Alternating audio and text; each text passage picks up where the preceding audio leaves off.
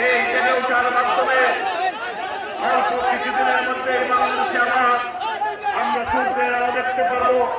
আমাদের নেত্রীকে বন্দি থেকে ফিরিয়ে আনতে পারবো আমাদের মাঝে।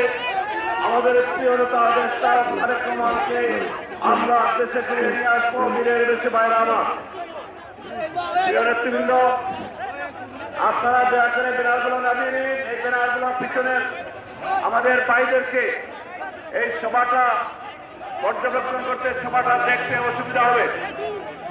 অল্প কিছুক্ষণের মধ্যে আমাদের সবার কাজ আনুষ্ঠানিকভাবে শুরু হবে। জাতীয় সঙ্গীত, দলীয় সঙ্গীত, এরপরে পবিত্র কোরআন থেকে তেলাওয়াত হবে। তারপরে আমাদের সবার কাজ শুরু হবে ইনশাআল্লাহ।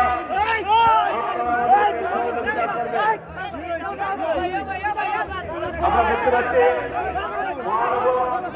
জাতীয়তাবাদী মহিলা দল সিলেট মহানগর শাখার একটি মিছিল আমাদের মাঝে এসে পৌঁছেছে। আবার advocate Begum Shahnaz, hotel mayor Rostana Begum শাহনাজের নেতৃত্বে একটি মিছিল এসেছে এবং রুজি আহ্বান নেতৃত্বে একটি মিছিল এসেছে।